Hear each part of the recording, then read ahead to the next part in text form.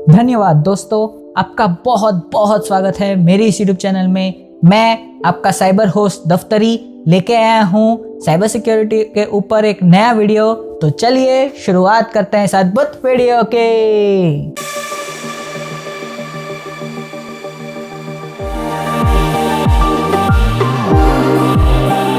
हमें जो सारे सवाल भेजे गए हैं वो सारे सवाल हमें विभिन्न माध्यमों से मिले हैं। तो चले दोस्तों, अब हम चलते हैं पहले सवाल की ओर, जो कि हमें पूछा गया है मिस्टर केडी के द्वारा। Dear Daftari, can you please throw some light on what 5G issues are related on airline industry. हमें सवाल के अंदर पूछा गया है, कृपया करके आप हमें बता सकते हैं कि एयरलाइन इंडस्ट्री के अंदर 5G के कारण ऐसे कौन से नए इश्यूज पैदा हुए हैं। जी हाँ दोस्तों, आपने बिल्कुल सही सुना है। अमेरिका के अंदर वेरिजॉन और AT&T नाम की मोबाइल कंपनी ने उन्होंने 5G प्लान शुरू किया था। ये प्लान इतना बड़ा है कि उसकी जो C बैंड की फ्रीक्वेंसी है वो तकरीबन 3.7 से लेके 3.9 गीगाहर्ट्ज तक जाती है। तो आप समझ सकते हैं कि ये कितनी बड़ी फ्रीक्वेंसी रेंज है। अगर आपको समझ में नहीं आ रहा है कि 5G की रेंज कितनी है, तो मैं यहाँ पर एक चार्ट आपको दिखा रहा हूँ। उस चार्ट से आपको पता चल जाएगा कि 5G की रेंज कितनी है। ये जो फ्रीक्वेंसी बैंड है, ये फ्रीक्वेंसी बैंड बहुत नज़दीक है। जो फ्लाइट एविएशन डिपार्टमेंट है, उन्होंने एक ऐसा रेंज किया है कि जो भी बड़े बड़े एजेंसीज हैं और जो भी फ्लाइट सिमुलेशन या फ्लाइट को जो मैनेज करती हैं, वो जो सारी इंडस्ट्रीज़ हैं, वो सारी इंडस्ट्री के कारण उन्होंने एक मापदंड सेट किए हुए हैं कि यही मापदंड होने चाहिए और इसी मापदंड से ही ये इंडस्ट्री आगे चलेगी। तो जिन्होंने ये जो मापदंड सेट किए हैं, उसके अंदर जब भी कोई एयरलाइन हवा में होती है और अगर दूसरी एयरलाइन हवा में उसके सामने आती है, तो उसको किस तरीके से अलग अलग किया जाता है, वो काम वहाँ के जो एयरपोर्ट अथॉरिटीज़ है वो करती है। तो एयरपोर्ट अथॉरिटीज़ के पास एक ऐसा मशीन होता है ताकि उन्हें पता चल सके कि ये काम कैसे हो रहा है। एयरपोर्ट अथॉरिटी के पास जो मशीन है उसका नाम है अल्टीमीटर। ये अल्टीमीटर की फ्रीक्वेंसी रेंज 4.2 गीगाहर्ट्ज से लेके 4.3 या 4.4 गीगाहर्ट्ज तक की इसकी रेंज है। और जो फ्रीक्वेंसी रेंज है वो C बैंड के साथ बहुत नज़दीक में है। तो अगर आप 5G को एयरपोर्ट स्टेशन के सामने अगर रखते हैं, तो इसके कारण बहुत बड़ी समस्या ये आ सकती है कि जो 5G फ्रीक्वेंसी रेंज है वो अल्टीमीटर को भी शायद उसके नज़दीक में पहुंच जाएगी। तो लोगों को लगता है कि जो एयरपोर्ट अथॉरिटीज़ है और उसके जो एविएशन डिपार्टमेंट के जो हेड हैं, उन्होंने कहा है कि अगर ये दोनों फ्रीक्वेंसी मैच हो गई तो समझ लो कि आप सिर्फ एयरपोर्ट घूमने आ सकते हैं। एयरपोर्ट को बंद करके आप सिर्फ एयरपोर्ट को घूमेंगे, एयरपोर्ट में कोई भी फ़्लाइट उड़ेगी नहीं। और इसके कारण एयर इंडिया ने भी अमेरिका की जो भी एयरलाइंस हैं और जो भी उसके इंटरनेशनल एयरपोर्ट्स हैं, वहाँ पर अपनी सारी फ़्लाइट्स बंद कर दी है। और इसका मेन कारण है 5G टेक्नोलॉजी का इम्प्लीमेंटेशन, क्योंकि इसके अंदर कंपनी भी ये कह रही है कि हम जितनी ज़्यादा फ्रीक्वेंसी देंगे उतना 5G स्पीड में काम करेगा। 5G का मतलब ही होता है कि वो स्पीड में काम करे। तो कंपनी ने इस तरीके से उसको बनाया है। पर US की फेडरल एविएशन एजेंसी का कहना है कि ये जो फ्रीक्वेंसी रेंज है वो बहुत ही ज़्यादा है, जिसके कारण जो फ्लाइट है वो टेक ऑफ और लैंडिंग में बहुत प्रॉब्लम क्रिएट कर सकती है। और आप समझ सकते हैं कि अगर टेक ऑफ या लैंडिंग में प्रॉब्लम हुई तो कितने सारे पैसेंजर्स की जान खतरे में आ सकती है और बहुत सारे लोग मारे भी जा सकते हैं। तो इस कारण से बहुत सारी एयरलाइन कंपनीज और बहुत सारी देशों ने ये जितने भी प्लेन्स हैं, उन्होंने सभी ने USA के अंदर अपने जितने भी ट्रांसपोर्ट या आप कह सकते हैं ट्रैवलिंग है, वो सब कुछ बंद कर दिया है। मैं आशा करता हूं आपको आपके सवाल का जवाब मिला होगा। तो चलिए दोस्तों, अब हम चलते हैं अगले और आखिरी सवाल की ओर, जो कि हमें पूछा गया है मिस्टर CD के द्वारा। डियर फ्रेंड दफ्तरी, could you please explain what MI5 has said about Chinese spy? जी हाँ दोस्तों, हमें सवाल के अंदर पूछा गया है, कृपया करके आप हमें बता सकते हैं कि MI5 ने चाइनीज स्पाई के बारे में क्या कहा है। जी हाँ दोस्तों, आपने सही सुना है, यूके के अंदर चाइनीज स्पाइंग हो रही है और ये चाइनीज स्पाइंग उनके जो पार्लियामेंट है उसके अंदर हो रही है।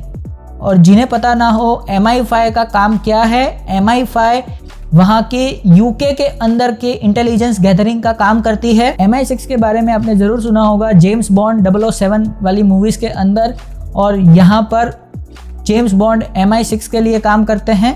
तो MI6 का काम है ऑल ओवर द वर्ल्ड में जो भी यूके के बारे में और यूके के बारे में जो खतरा पैदा हो रहा है उसके बारे में सारे इंटेलिजेंस गैदर करना, वो MI6 का काम है।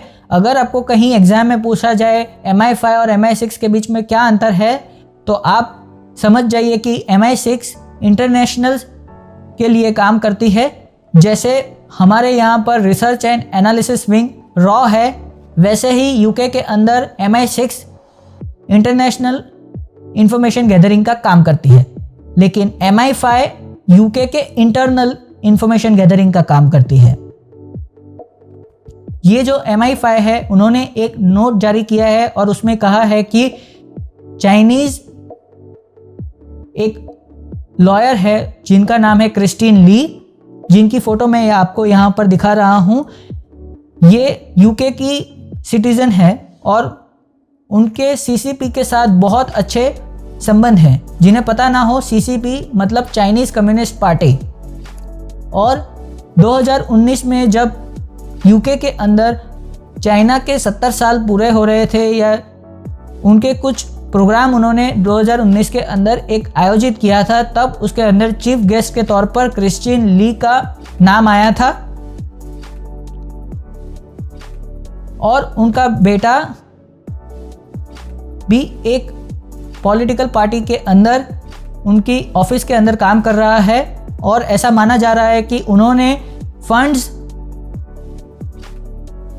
लेकर अपने चाइनीज़ कम्युनिस्ट पार्टी को दिए और उन्होंने बहुत सारी ऐसी इंफॉर्मेशन है वो लीक करवाई है। और ऐसा माना जा रहा है कि ये लेबर पार्टी के अंदर हुआ है और ये वहाँ यूके के जो पार्लियामेंट है उसके चेयरपर्सन है, उन्होंने ये सारी नोट पब्लिक के अंदर की थी और उन्होंने ये सारी चीज़ें पब्लिक को बताई थी। ये एक बहुत बड़ा इशू है और उनके बेटे ने भी बहुत सारे खर्चे किए हैं, सरकारी बहुत सारी जो ऐसे एडवांटेजेस स्कीम है और उसके अंदर उसके बेटे का काम था।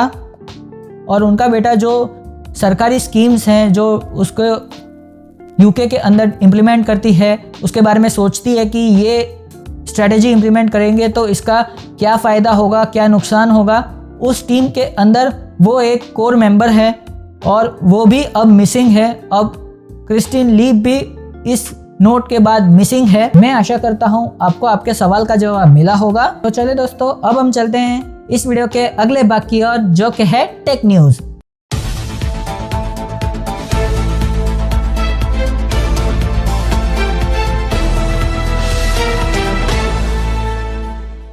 टेक न्यूज़ के अंदर आपका बहुत बहुत स्वागत है, जिसमें पहली खबर आ रही है कि माइक्रोसॉफ्ट ने एक्टिविजन को खरीद लिया है। जी हाँ दोस्तों, एक्टिविजन वही कंपनी है जिन्होंने कॉल ऑफ ड्यूटी गेम्स बनाई है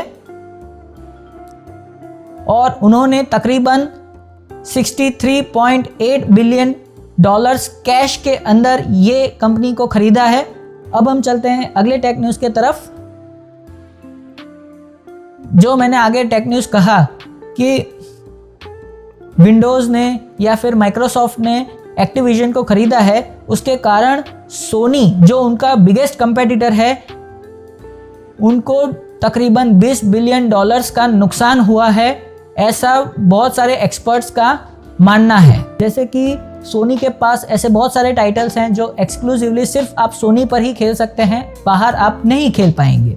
अब हम चलते हैं अगले टेक न्यूज़ की तरफ, जहां पर खबर आ रही है कि पबजी के मेन डेवलपर्स क्राफ्टन ने गरेना जो फ्री फायर गेम है, और गूगल और एप्पल के साथ उन्होंने एक केस फाइल किया है। अब हम चलते हैं अगले टेक न्यूज़ की तरफ, जहां पर खबर आ रही है कि IIT दिल्ली ने तकरीबन 100 ड्रोन्स जो रिपब्लिक डे सेरेमनी के अंदर इस्तेमाल किए जा रहे हैं उसे डिज़ाइन किए हैं, और ये ड्रोन्स का इस्तेमाल बीटिंग द रिट्रीट सेरेमनी के तौर पर होगा। अब हम चलते हैं अगले टेक न्यूज़ की तरफ, जहां पर खबर आ रही है कि एक शादी के रिसेप्शन के अंदर एक लड़की के पिताजी जो नहीं रहे थे उनका मेटा क्रिएट किया गया, और उनके मेटा के 3D वर्जन क्रिएट करके उनके पिता को बहुत बड़ी श्रद्धांजलि दी गई है, और उनके पिताजी का आशीर्वाद नए कपल को मिला है। इसके साथ इस हफ्ते के टेक न्यूज़ समाप्त हुए। अगर आपको साइबर सिक्योरिटी से जुड़ी किसी भी परेशानी से निवारण पाना है तो आप हमें ईमेल द्वारा संपर्क कर सकते हैं। हमारी ईमेल एड्रेस आपको नीचे डिस्क्रिप्शन बॉक्स में मिल जाएगी। कृपा करके ये वीडियो को लाइक करें। आपको ये वीडियो कैसा लगा आप हमें कमेंट सेक्शन में ज़रूर से बताएं। आप ये वीडियो अपने दोस्तों और परिवारजनों के साथ ज़रूर से शेयर करें। इसके साथ साथ आप चैनल को सब्सक्राइब करें, उसके बाजू में जो बेल नोटिफिकेशन है उस पर क्लिक करके ऑल पर सिलेक्ट करें, ताकि जब भी हम ऑनलाइन आएंगे आपको हमारे वीडियोस की नोटिफिकेशन मिल जाया करेगी।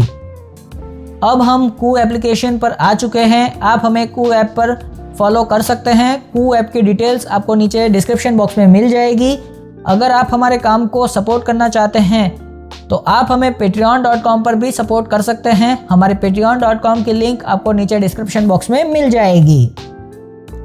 आप इस वीडियो के अंत तक बने रहे इसलिए आपका बहुत बहुत धन्यवाद। मैं मिलता हूं आपसे अगले वीडियो में, तब तक के लिए नमस्कार।